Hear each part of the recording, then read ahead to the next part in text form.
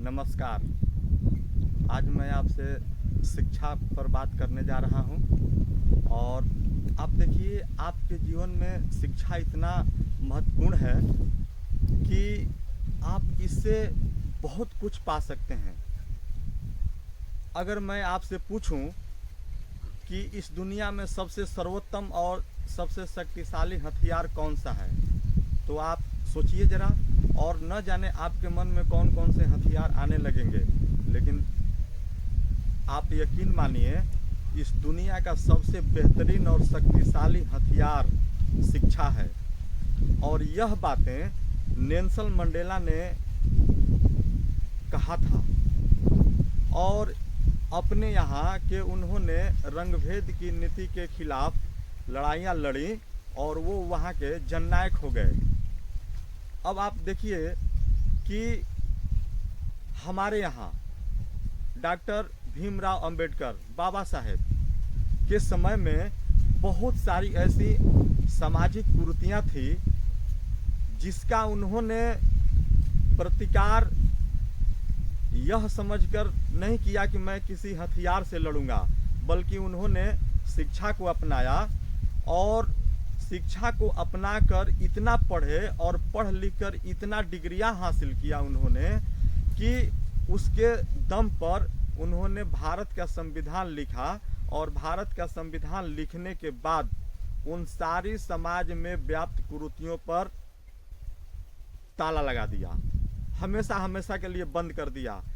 मात्र कलम चलाकर, पढ़कर, अगर वो चाहते कि हम किसी दूसरे तरीका से बदला ले लें तो शायद यह संभव नहीं था। लेकिन शिक्षा ही एक ऐसा माध्यम है, एक ऐसा सर्वोत्तम विधि है, हथियार है, जिसके चलते बाबा साहेब ने इन सारी कुरीतियों पर समाप्त कर और एक भारत को नई पहचान दिया। आपको मालूम है कि उनके समय में उनको पढ़ने में समस्या उत्पन्न किया गया।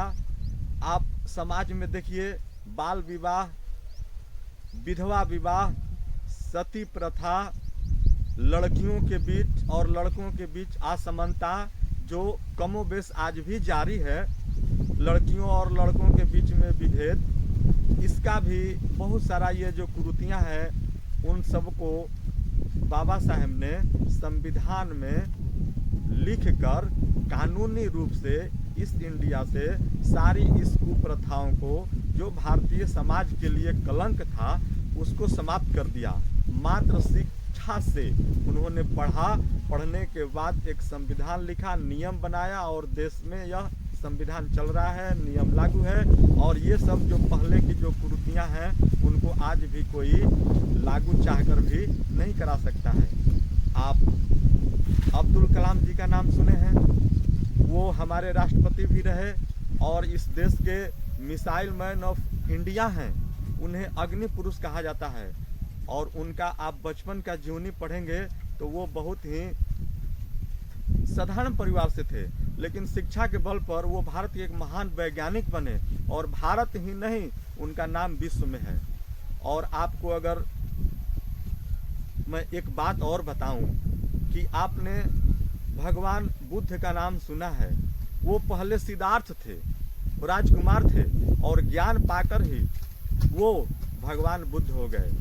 आज हमारे देश में नारा भी है, बेटी पढ़ाओ बेटी बचाओ, और पढ़ेगा इंडिया तो बढ़ेगा इंडिया। हम लोगों के किताब में, यदि आप स्टूडेंट हैं तो हमारे सरकारी स्कूल के जितने भी पुस्तक हैं उन पर एक लोगो आता है, सब पढ़ें सब बढ़ें। इस तरह से देखिए, आज हम अपने समाज में एक डॉक्टर का सम्मान क्यों करते हैं, हम एक शिक्षक को क्यों आदर से देखते हैं, क्योंकि ये लोग शिक्षा को अपना सब कुछ समझा और ये लोग शिक्षा प्रेमी हैं। इन लोगों ने पढ़ाई लिखाई किया है और ये अपने को शिक्षित किया है, इसलिए हमें शिक्षक से मार्गदर्शन मिलता है, उचित रास्ता और सलाह मिलता है, और डॉक्टर को हम भगवान कहते हैं। आप समाज में कोई भी वर्ग तभी उन्नति कर सकता है या उसी का समाज अधिक उन्नत है जिसका वर्ग सबसे अधिक पढ़ा लिखा है, शिक्षित है और उन्होंने शिक्षा का महत्व समझा है। अब मैं यह बात आपको इसलिए बता रहा हूँ कि शिक्षा जीवन में सबसे बड़ी इम्पोर्टेंट चीज़ है। ऐसे तो आप कह सकते हैं कि जीवन में रोटी कपड़ा और मकान की ज़रूरत है, लेकिन मेरा मानना है कि रोटी कपड़ा और मकान के बाद यदि आपके जीवन में जो सबसे इम्पोर्टेंट है, जो सबसे इम्पोर्टेंट चीज़ है, वो शिक्षा ही है। अगर मैं आपसे कहूँ कि शिक्षा का वास्तव में अर्थ क्या होता है, तो शिक्षा आपको सामाजिक और आर्थिक रूप से सबल बनाता है, मजबूत करता है और आपके सारे अज्ञानताओं को, बंधनों को आपसे दूर कर देता है, आपसे मुक्त कर देता है। आप अंधकार से प्रकाश में आ जाते हैं। इसलिए बिना पढ़े कुछ नहीं हो सकता है और आप अपने जीवन में पढ़ाई को इस तरह से अपनाइए, शिक्षा को इस तरह गले लगाइए कि आप एक विकसित और स्वस्थ नागरिक बन सकें। और आप सबों को शिक्षा का महत्व समझना चाहिए और अपने समाज को शिक्षित बनाने के लिए प्रेरित और उत्साहित करते रहना चाहिए। अगर ये मेरी बातें आपको अच्छी लगती हैं तो आप मेरे चैनल को सब्सक्राइब कीजिएगा और लाइक कीजिएगा और कमेंट ज़रूर कीजिएगा। बहुत बहुत धन्यवाद।